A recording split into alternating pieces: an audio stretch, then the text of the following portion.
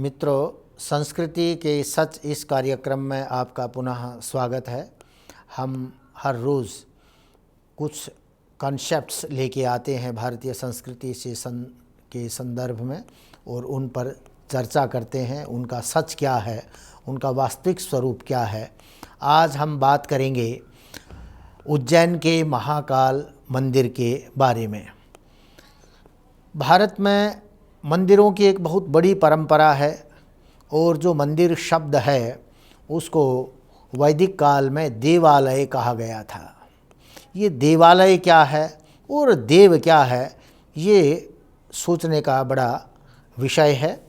देव जो शब्द है वो एस्ट्रोनॉमिकल ऑब्जेक्ट्स के रूप में प्रयोग हुआ है। जो खगोलीय ग्रह नक्षत्र हैं उनको देव कहा जाता है, और जो खगोलीय ग्रह नक्षत्रों से संबंधित उनकी ऑब्जर्वेशन के लिए जो स्थल बनाए गए उनको देवालय कहा गया था। उस दृष्टि से देवालय का वैदिक अर्थ है ऑब्जर्वेटरी।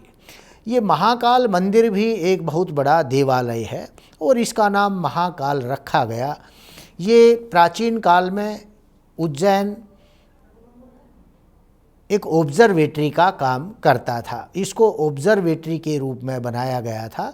और महाकाल, जैसा कि इस शब्द से ही प्रतीत होता है, महाकाल का अर्थ है कि सारी दुनिया के टाइम को डिटरमिन करने के लिए निश्चित करने वाला एक स्थल, इसको महाकाल कहा गया। और दूसरे शब्दों में हम कहें तो इसको प्राइम मेरिडियन या जीरो मेरिडियन भी कह सकते हैं। तो वैदिक काल का जो प्राइम मेरिडियन है या जीरो मेरिडियन है, ये महाकाल उज्जैन का मंदिर था। जैसे आधुनिक समय में ग्रीनविच, जो लंदन के अंदर एक बोरो है और वहाँ पर एक रॉयल ऑब्जर्वेटरी बनाई गई है, ग्रीनविच को हमने प्राइम मेरिडियन या जीरो मेरिडियन कहा है। हम लोग, जैसा कि सब लोग जानते हैं, कि दो रेखाएं हैं। एक तो देशांतर रेखाएं हैं ग्लोब पर और एक अक्षांश रेखाएं हैं। देशांतर रेखाओं को हमने लॉन्गिट्यूड कहा है और अक्षांश रेखाओं को हमने लैटिट्यूड कहा है। ये जो देशांतर रेखाएं हैं जिनको हमने लॉन्गिट्यूड कहा है, ये रेखाएं जीरो मेरिडियन से, जीरो लॉन्गिट्यूड से कौन सा स्थान कितनी दूरी पर है, ईस्ट या वेस्ट में, पूर्व या पश्चिम में उनकी कितनी दूरी है, इसको तय करता है। उसी प्रकार से जो अक्षांश हैं वो उत्तर से दक्षिण की ओर जो रेखाएं जाती हैं, जो दूरी बताता है, उनको हम अक्षांश रेखाएं कहते हैं। अक्षांश, जो 0 डिग्री अक्षांश है, वो तो प्रकृति ने निश्चित कर रखा है, जिसको हमने भूमध्य रेखा कहा है, इक्वेटर कहा है। ये 0 डिग्री अक्षांश है और भूमध्य रेखा 0 डिग्री है। उससे जब हम उत्तर की ओर जाते हैं तो वहाँ से 90 डिग्री ऊपर, और दक्षिण में जाते हैं तो 90 डिग्री दक्षिण की ओर जो अक्षांश बनते चले जाते हैं। परंतु पृथ्वी पर 0 देशांतर कौन सा हो, इसका निर्णय मानव करते हैं, ये प्रकृति ने नहीं किया है।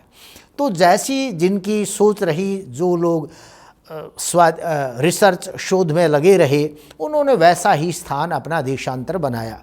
वैदिक काल में सारी दुनिया का जो विज्ञान का क्षेत्र था, भारत था। भारत के मनीषी, भारत के ऋषि विज्ञान साधना करते थे। तो जब सारी पृथ्वी के उन्होंने उत्तर और पूर्वी दिशाओं को निश्चित किया, उनके देशांतरों को निश्चित किया, तो उज्जैन को उन्होंने 0 डिग्री देशांतर बनाया।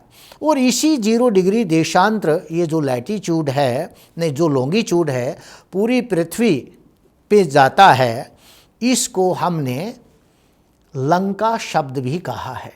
लंका का अर्थ भी 0 डिग्री देशांतर है। और ये जो लंका की जो लाइन है, ये उज्जैन से, कुरुक्षेत्र, रोहतक से ऐसे निकलती हुई जो सिंघल द्वीप है वहाँ से पास होती है। तो इस पूरे रेखा को हमने लंका कहा है। तो इस प्रकार से ये महाकाल का जो उज्जैन का मंदिर है, ये केवल शिव के पूजा पाठ का माध्यम नहीं था वैदिक काल में, परंतु एक ऑब्जर्वेटरी थी और 0 डिग्री देशांतर था, लॉन्गिट्यूड था, जिससे सारी दुनिया के लैटिट्यूड और जो लॉन्गिट्यूड्स थे निर्धारित होते थे। इस उज्जैन से जो पूर्व में लोग थे उनको सूर्यवंशी कहा जाता था, और उज्जैन से जो पश्चिम में रहने वाले लोग थे उनको चंद्रवंशी कहा गया।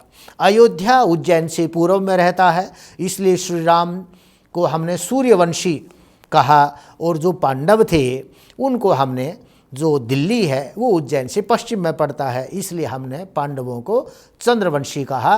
तो इसी प्रकार से पूरी पृथ्वी पर ये सूर्यवंश और चंद्रवंश की शाखाएं फैली।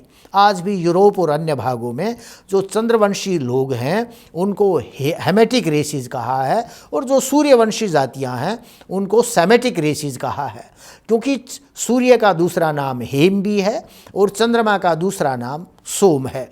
तो सोमवंश या हेमवंश पूरी विश्व में हेमेटिक रेसिस हैं या सेमेटिक रेसिस हैं। उसी प्रकार से भारत में चंद्रवंश या सूर्यवंश के लोगों की परंपरा यहाँ देखने को मिलती है। तो ये महाकाल के मंदिर का सच है। हमें इन मंदिरों को केवल पूजा पाठ का ही माध्यम न अपना करके जो इनके पीछे ज्ञान विज्ञान का रहस्य था उसको भी समझना चाहिए। धन्यवाद।